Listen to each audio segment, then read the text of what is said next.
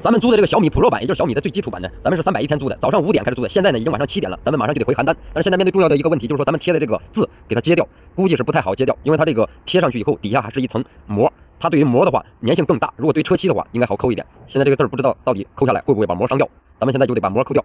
咱们开了1天的这个小米速7呢，最大的感觉它就是回头率相当高，外观说实话的相当哇塞。为什么呢？它的外观现在20多万的价格一点都不贵啊！你搁10年前这个外观你花20多万，你敢想吗？我个人感觉这个驾驶感受上啊，动力咱们就不谈了，电车嘛随便崩。现在最大的一个问题就是说这车开着的确是硬啊，我开我自己的铃木雨燕那破车，开上3个小时都不感觉腰疼屁股疼，开这个玩意儿1个多小时从邯郸到老家就感觉腰疼屁股疼的。整体驾驶感受就是一个字硬啊，座椅硬，底盘硬，和这个成熟的豪华品牌呢还是差点意思，舒适度上啊差点意思，反正一个字硬，其他的呀啥都香。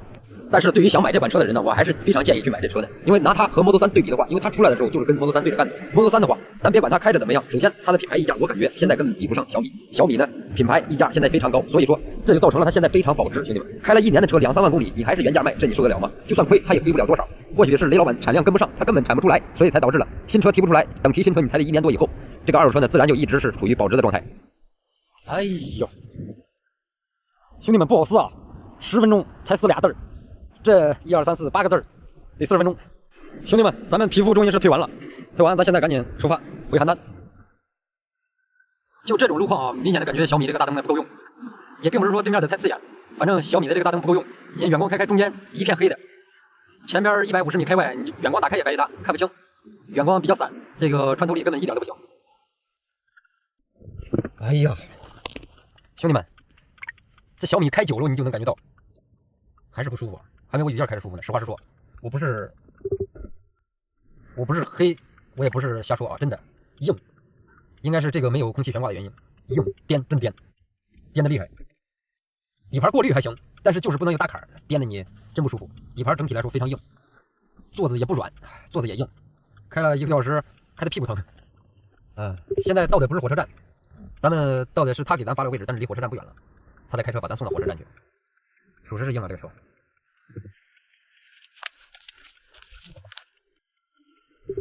这没磕碰吗？没有，你看完咱们就往站上走。你几点来票？我10点15左右。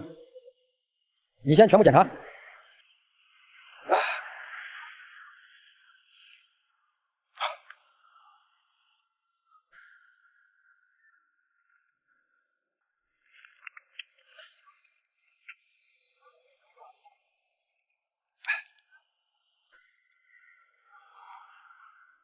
下次再用了就便宜了。下次再用都直接给你发微信了。微信上这一烧车都有，用着手了，直接微信直接。没问题。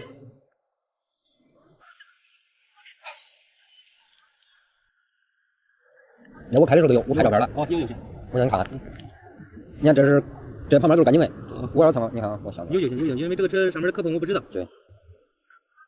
看了吗？因为这个车磕碰我不知道。对，还有后边这儿也很有，这儿。我这个车衣没事啊。你看这你微微。你放心，我要是有刮的，我都跟你说了，证明不上来，没必要。走，你开吧。用了50%多的电，到时候你充吧。50%？对。你充了多少钱？我到时候转给你。啊。这个车开的都是硬，底盘的硬，车坐的也硬。车座硬。啊，这坐着车座硬。我从大陆开的时候蹲到我屁股疼。夹着硬。对，减震也硬。有这个话，这就有个外观。对。兄弟们，这边呢，咱们已经到邯郸站了，马上进站回西安。1天多点吧，1白天2晚上啊，一来一回，办个事儿。先去给奥迪加个油，然后咱们把车送4S店去。因为我这个车，咱们过年的时候撞了一侧嘛，对方全责，走他的保险，把安全带插上。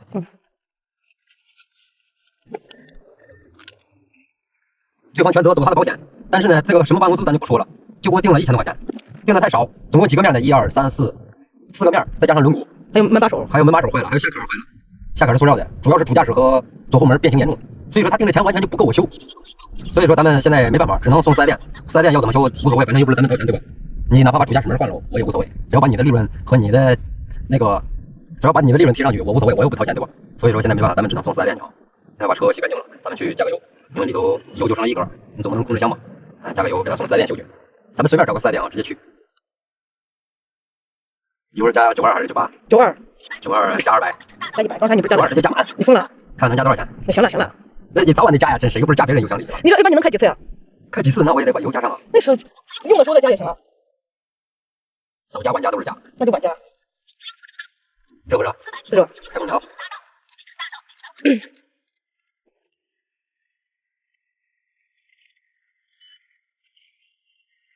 他为啥每次都倒呢？倒过来，停的车多呀。一会儿上9加满的事。92加满，不是92加200。加92吗？加92。确定加92？加200啊。加200。确定加92。哎，我这有现金。我这手机上直接付。我来刷会付现在。好的。先签这里那钥匙吧，往上是14块9一张。下回再说，着急有事。你不要放在那边啊。好嘞。刚洗好的车。好嘞，上了2格。2油管吗？对。我奥迪。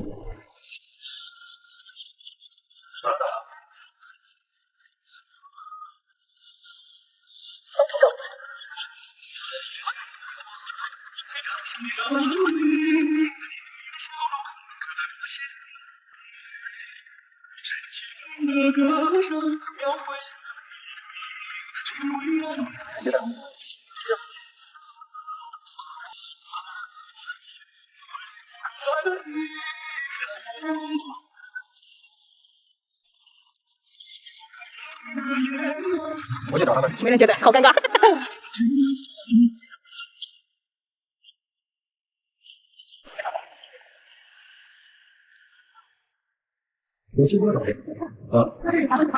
是剐蹭的，然后走的是对方的保险。行，是哪家保险公司？我去叫人。哪家保险公司？好像是人保吧？人保。人保。行，我给你看一下。啊，没事吗？行吧。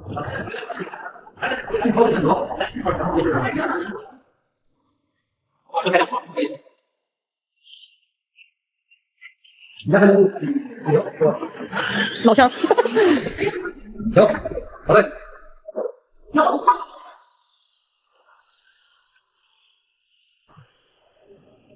目前能看到的话，就是10年的版，有版有大门，对方联保公司，人保的。因为我也是修车，你看到我这样。然后呢，我当时你看他给我定才定2000块钱，在我店定一遍，就送钱了。对呀，我所以说在你们这儿定多少钱我不我这个修好，修好。所以说2000块钱我觉得你们我对，因为你们的话我也要，对，包括都大维修呢，我们店修的1次。对，这个是做的是吧？这也是。这个也是。明白。对，还不严管。行吧，我把大概给你回确定了，可以先走。可以。如果说是你的话，定备件，我预计的话就是4天到1个礼拜之间，都是备件的时间。他给我定，然后我把他们都发给他。我想这边是116对111对吧？对。然后的话，这边有2个分期的啊，有几分期，然后这个门也是分期的啊，换的话一会儿再说。这个也是分期的对吧？第3个秒，然后灰板没有碰到，灰板就这样。正版开了，行，就这期啊，你也知道新旧差异，没事，就是这样。这轮毂能不能给看到啊？轮毂的话就是能不能给着不上？因为当时他的确是瓷的。我跟公司说，如果能加上的话，有1分，也是黑的啊，全部好，都给他给你，是黑的啊，非常黑。你想买能加上的你想找能接啊。然后换件的话，再给你多指一条。对，这个门把手的这个是分期的，上面没有刮蹭，对吧？这个门的话，上面这个因为这个修不了，只能换。对，这个顾客只能换。对，是的。然后这个表面的话是分期，然后的话就是下面这个线条的话也是需要换的，这个也换。对，然后还是不知道。这是不是假的？这不是假的，是原车的，不是假的，这也是当时一块。行，这是换新的，这不是。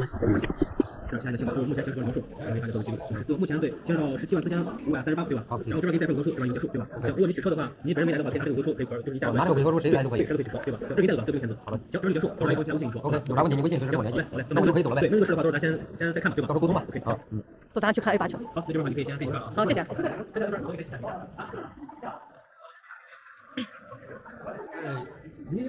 离上次撞完到现在几个月了？3月了，3个月了。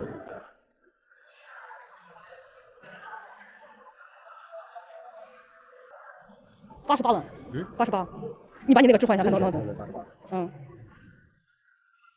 哎，人家这真漂亮。有的格局跟 V6 差不多。做这个跟 V6 一样的。但我看就是这仪表盘还有这个，基本上跟你那个差不多，是不是？我那也有这个。对啊。打开也是跟这一模一样。都没变。它这后排是几座的？电子挡把，后排5座，中间有一个高梁。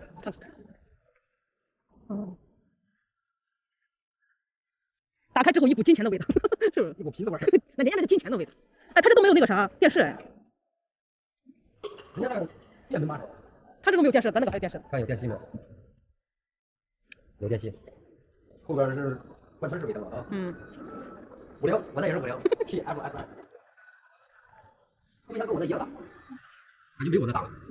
差不多，哎，没有你那个大，对，没有你那个大。你用料也没有我那扎实了啊。嗯。就是第一眼给人的感觉用料没有我那扎实。但它也不便宜啊。哎，就像你那一置换，然后再添85万。哎，人家这个轮毂跟你的轮毂也一样，呀。轮毂跟我的轮毂不一样。不一样吗？你反多了，你什么颜值啊？人家这个好看哎。它的一直出了电。对。你看，这就是修理工的通病，一来先把人家这个前机盖子打开。这是3.0T 的。还进了好多。时代在进步。它这个功率，你看直接就这样露在外边了，这也没东西了，直接露着，随时就能看见功率当不当。随时换。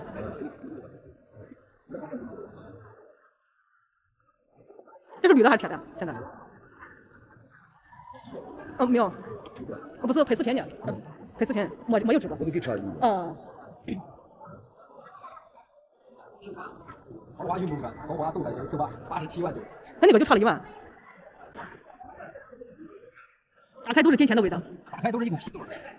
真皮味。现在奥迪全系都弄成电动门了，不是机械也可以开。我觉得啊，你就像那个谁小米的机械的，它藏在这个里边，有的人不知道。你像这个它是机械电动一体化，人家比较人性化，就跟凯迪拉克一样，你机械使劲拉也能开，没电了。要是有电的情况下，就像现在，你看电动它就弹开了。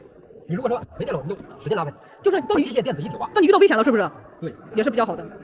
它不像那种你一个按钮对吧？对，一个按开了。你机械的你藏在地方，有的人不知道的。你这个好，省劲也一样省劲啊，电动的对吧？弹开了。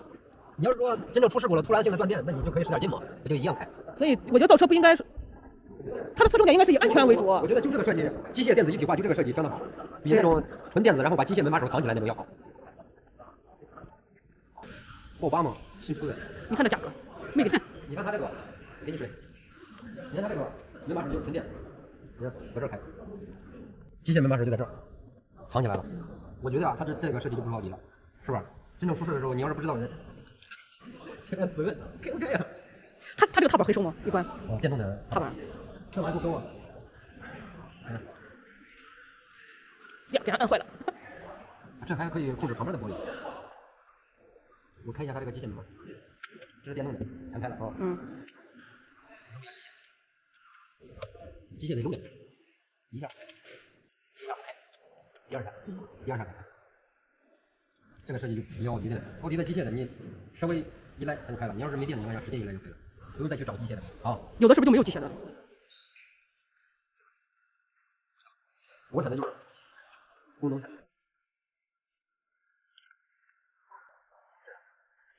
你看这个底座像不像插大疆相机的？也是。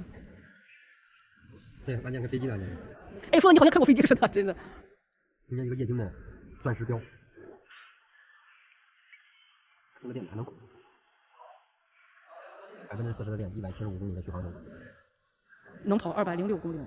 看这多少项？1项、2项、3项、4项、5项、6项、7项、8项、9项、10项、11、12、13项座椅调节。总有一款适合你的屁股。电动方向盘。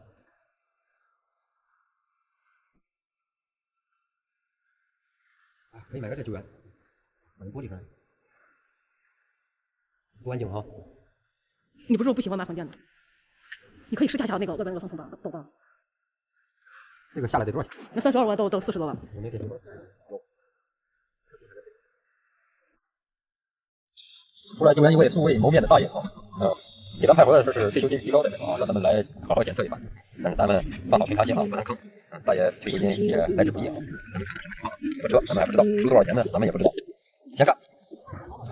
你好。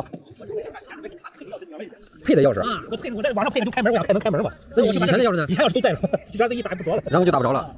稍等，我开始。它自锁了的，它能锁住。能锁住。它的 ECU 它能电脑 ECU 它能给它关住，这边是防盗。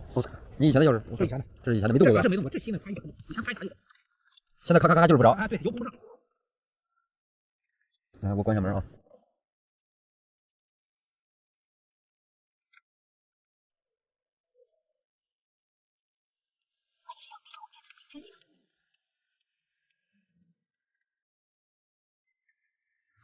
好了，你看冒着烟了没有？啥情况？你那个备用钥匙它没有防盗，知道吧？对。然后打不着啊，就是打那几下把嘴子稍微有点淹了，知道吧？嘴子糊住了，它根本就打不着，就是打不着，就是因为它打不着，然后把没有点火，啊，喷油把嘴子有点淹了，明白我意思吧？啊，我知道，有点淹嘴子，有点烟花在，所以说你再拿这个钥匙也打不着，想着但是着不了，给脚油门你给我把那个电脑再看看就好了，知道吧？有那个叫啥？里头有那个就是隐藏功能，你看看能不能给它解开？啥隐藏功能？就电脑里头的隐藏功能。你要解啥隐藏功能？路上开门响一下呀，或者是他这个没那个过，这个解答没有。我打看到网上人家说能解，你给我查一下。那迈腾8.2才有。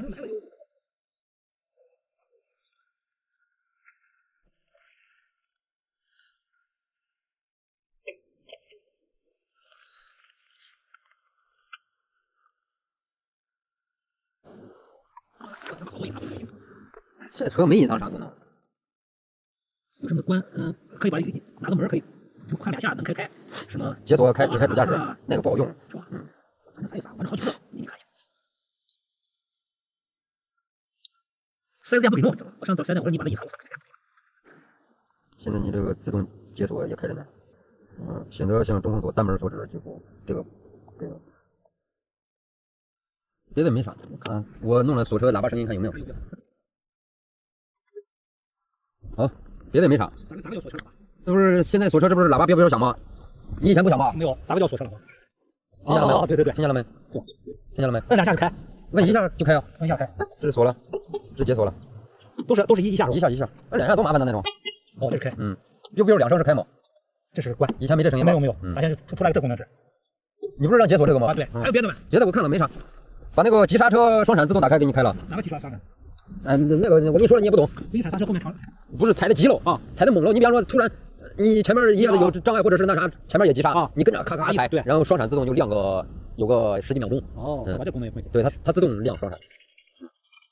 行了，那我再打一下。你打一下。哎呀，我淹死了是。那我刚连着打了好几下呀。那会儿你不踩油门，因为它嘴子已经淹了，你必须得踩油。哦，嘴子一样要踩油。对啊，它这个防盗控制的是这个点火，然后当时你打不着，它就可劲儿不点火光喷油，就把嘴子给淹了。你踩下油门让进气增大，好着，能攻着它。你看刚才攻着以后冒了一大股的烟。那这都正常了。我把这个钥匙开始。哎呀我刚才没有踩油门对，你这个钥匙打不着。这个原配啊。你那个是原配的吗？新线带芯片的呀。你是在网上配的吗？不是，随机的。那这个应该能打着啊。网上那个不行，没有芯片。对，我就在试试看能不能防到。管用不哈？这个芯片。那行。谢谢啊。没事。咱们都修完了，也不知道有没有尾款，不知道要收多少钱。我想踩油门油功更多，淹死了。就是淹死了。等会儿我看我们老板让我走不走？你从啥上面叫的呀？网上。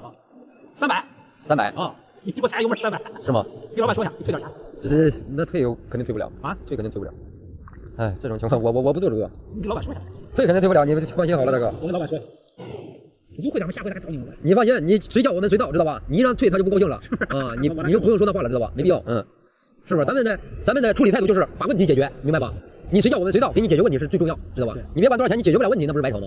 对不对？行，那就这样，我走了啊。在广安路。我们好几个点呢，我们领导分。对，我们领导在，你就是西安陕西省，你随便跑哪我们都有人。好，走了啊。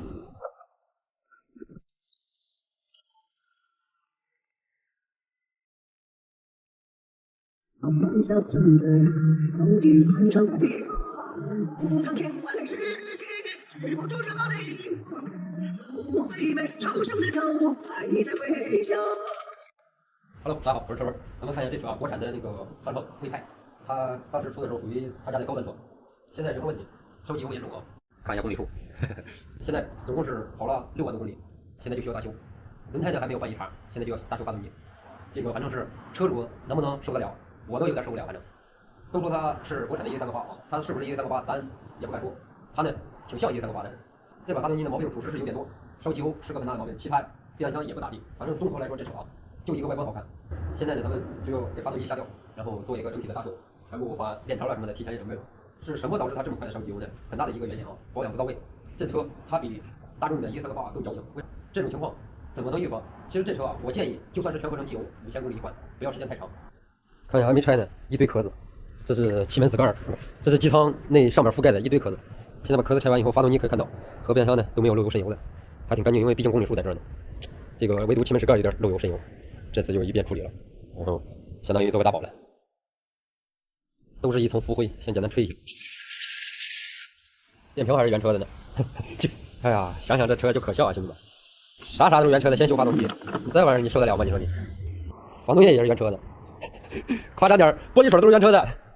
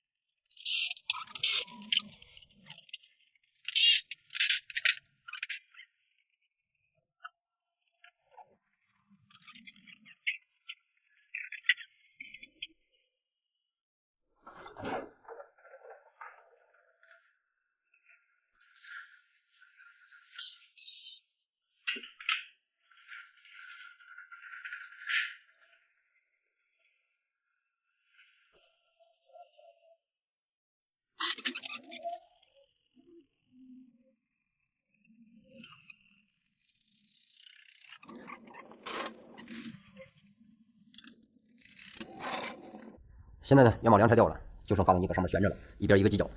你放心，它不会掉下来，因为它这个发动机呢，并不是靠元宝梁来支撑的，元宝梁呢只是固定它的一个前后的一个缓冲。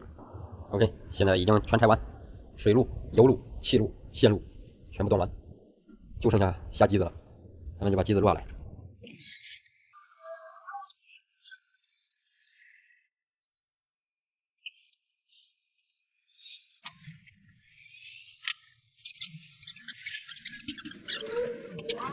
现在这个发动机呢，咱们已经下来了，往下落的话还是非常好落的，元宝梁拆掉就没有碍事的东西。现在呢，准备给它打散。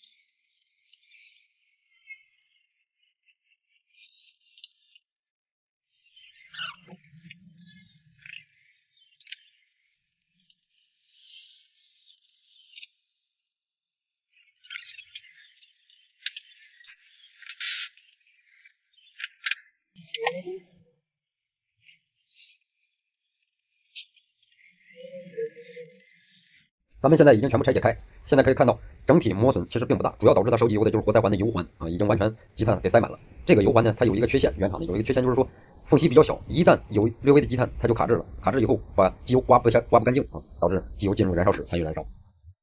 活塞的表面与这个钢筒摩擦的裙部呢，基本上没有怎么磨损，也没有划痕，所以说拉钢是不存在的，毕竟公里数这么少，钢筒也都没有任何拉钢的痕迹，所以说这就简单的做一个3配套维修就可以了。活塞环给它换成改进型的，钢筒什么都不用动。还有一个最重要的就是气门油封，气门油封呢已经非常硬了，没有任何弹力。一旦气门油封老化发硬以后，导致气门工作的时候，从这个杆的位置和导管顺着就参与燃烧了。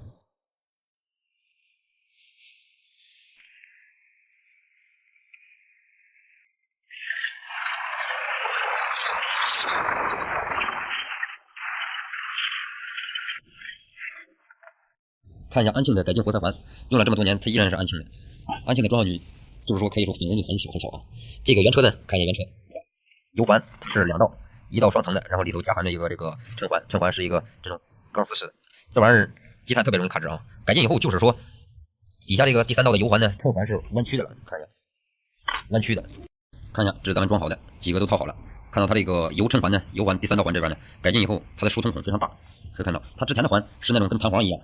特别密的弹簧，所以说它极容易卡滞积碳，一旦卡的话伸不开，它就刮不了了。所以说这个油衬环很重要，它的位置也很重要，每个开口的位置都很重要。一旦就是说几个口对上了装的时候，对错了啊，那家伙比你不换烧的还厉害。现在几个都套好了，这些马上就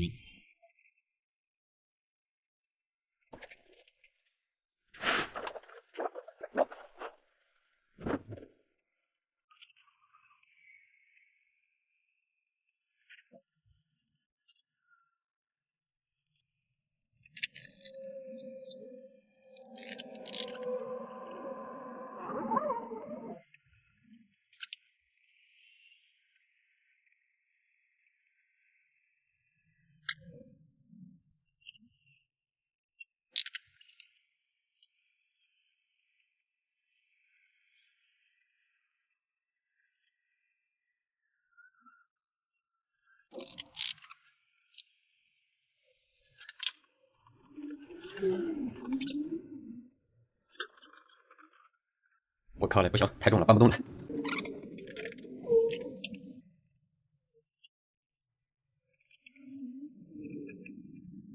现在咱们呢，把这都洗干净了，然后洗的时候一定装这里。下来就是压这个小法，自己对手，一点一点压。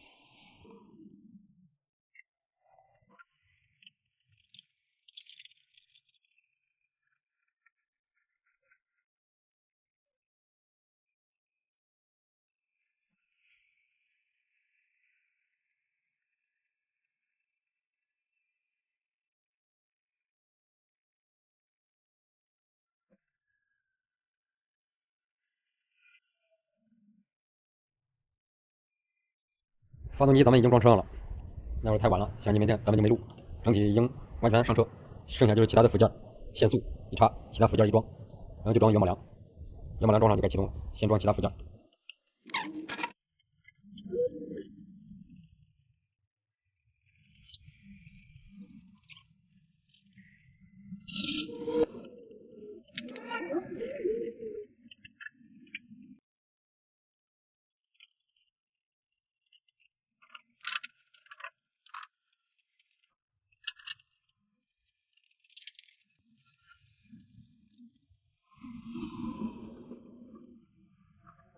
现在咱基本上都装的差不多了，前面呢底盘也都装好了，就剩下让你们听个声音啊，这听解压的声音。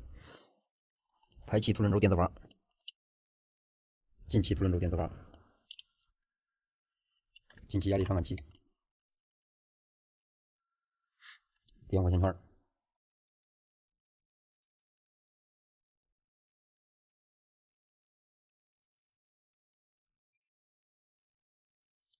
看这电子阀，节气门。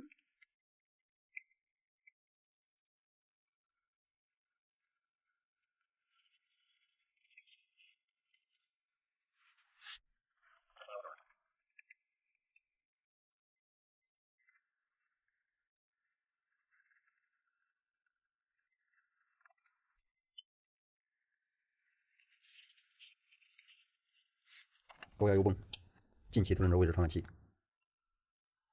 排气凸轮轴位置传感器，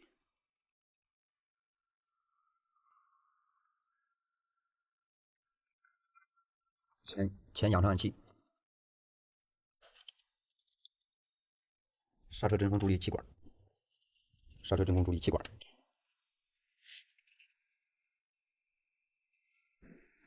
暖风水阀。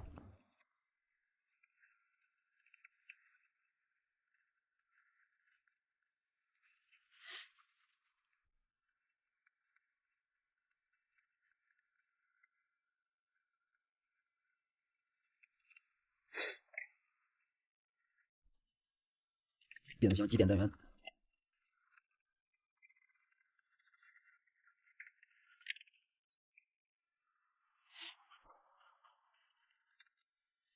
涡轮压力传感器，涡轮增压管，黄农业水壶管。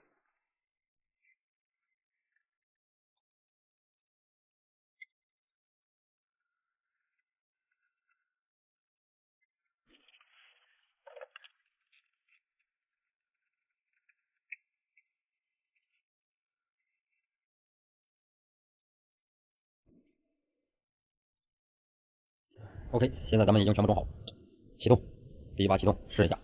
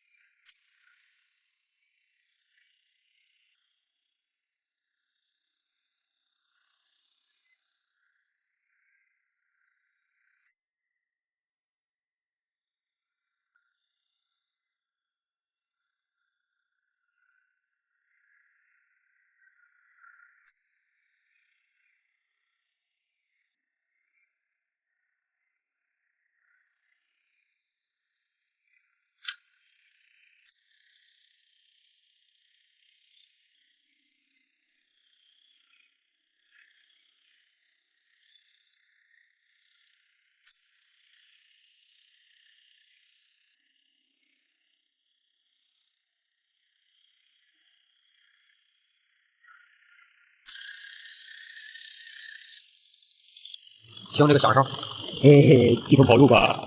咱们看一下这车啊，国产的那个双层魏派，它当时出的时候属于他家的高端车，现在什么问题？烧机油严重啊！看一下公里数，现在总共是跑了6万多公里，现在就需要大修，轮胎呢还没有换一茬。哎呀，想想这车就可笑啊，兄弟们，啥都是原车的，先修发动机，你这玩意儿你受得了吗？你说你，发动机也是原车的，夸张点，玻璃水都是原车的。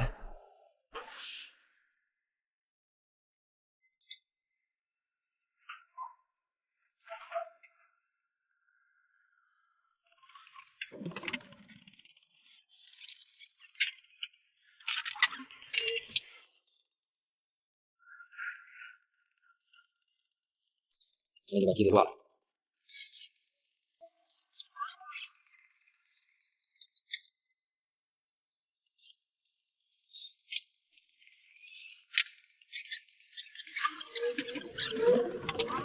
现在这个发动机呢，咱们已经下来了。现在呢，准备给它打散。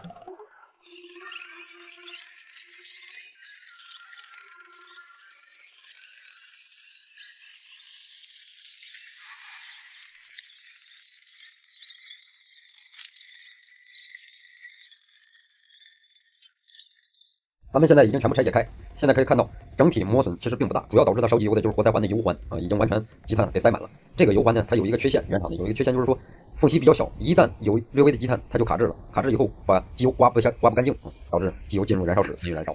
还有一个最重要的就是气门油封，气门油封呢已经非常硬了，没有任何弹力。一旦气门油封老化发硬以后，导致气门工作的时候，从这个盖的位置和导管顺着就参与燃烧了。看一下安庆的改进活塞环，用了这么多年，它依然是安庆的。安庆的装上去，就是说可以说返工率很少啊。这个原车呢，看一下原车环，油环它是2道，一道双层的，然后里头夹含着一个这个衬环，衬环是一个这种钢丝式的，这玩意儿积碳特别容易卡滞啊。改进以后就是说，底下这个第3道的油环呢，衬环是弯曲的了，看一下，弯曲的，看一下，这是咱们装好的，几个都套好了。看到它这个油衬环呢，油环第3道环这边呢，改进以后，它的疏通孔非常大，可以看到它之前的环是那种跟弹簧一样特别密的弹簧，所以说它极容易卡滞积碳，一旦卡的话伸不开，它就刮不了了。所以说这个油衬环很重要，它的位置也很重要，每个开口的位置都很重要。一旦就是说几个口对上了装的时候，对错了啊，那家伙比你不换烧的还厉害。现在几个都套好了，这马上安装。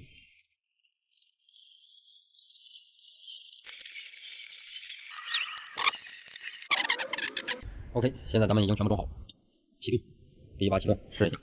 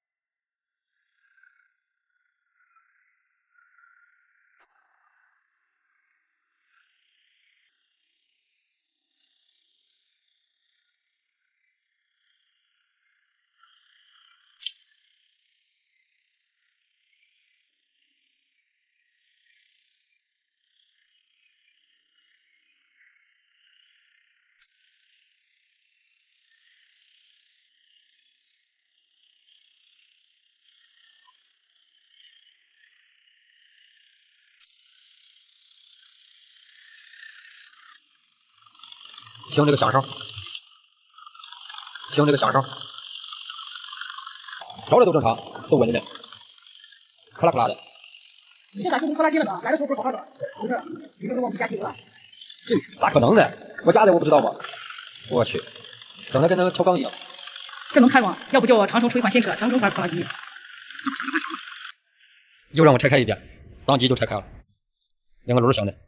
你说这玩意儿，它虽说有这通病，但也不能敢这么吞吧？这怎么解释？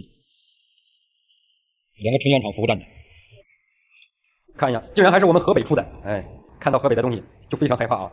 希望这2个装上去，声音必须给我消失。我拿听诊器听了无数遍，不是其他东西，它就是这个轮响的，绝对是。而且我有细心，我装过所有的东西，我都过目了一遍，脑子里头过了一遍，它没有任何异常的。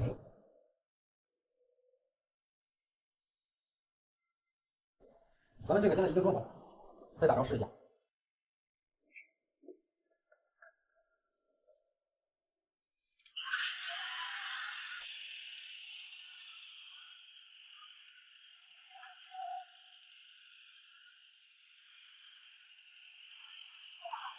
现在的声音才最正常，就2个轮儿。哎呀，出来了，别跑啊！你重启自动试一下。对，现在的声音一切正常。哎呀，声音很好听啊！兄弟们，就这2个轮儿，那会儿打着啊，就跟连杆没拧紧一样，敲缸，康康康康康。这种情况是什么导致？应该是轮儿本身就不太好了，咱们再一大修，就是断掉油了，机油断掉了之后就没办法恢复了，所以说这个轮到一定公里数也是有问题的。现在完事儿，把其他装好之后再试车，就一直让它着着。可以看到水箱里头呢一层棉，这就是柳絮，顺便把它洗一下，要不然这玩意儿影响空调不良。还有这个机脚也散了，有震动。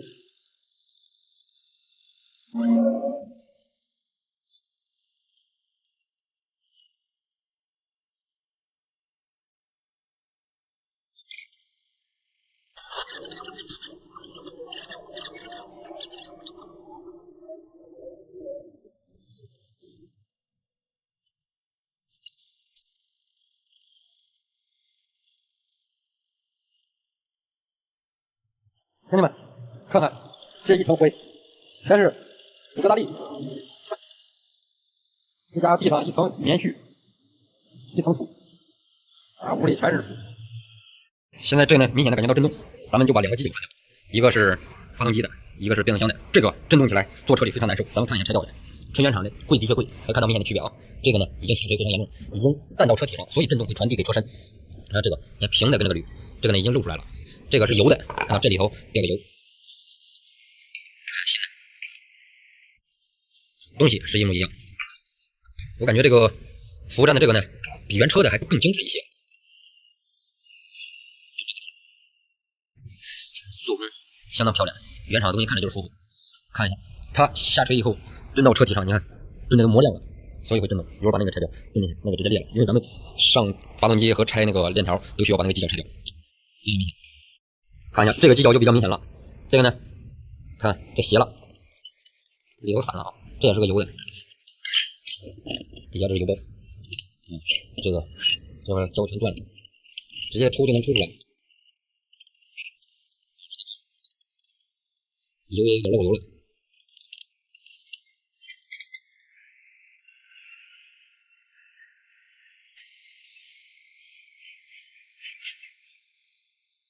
咱们冲发动机一定要把放凉。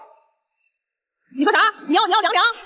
我说把发动机放凉，要不然容易机变形。我还以为你要凉了。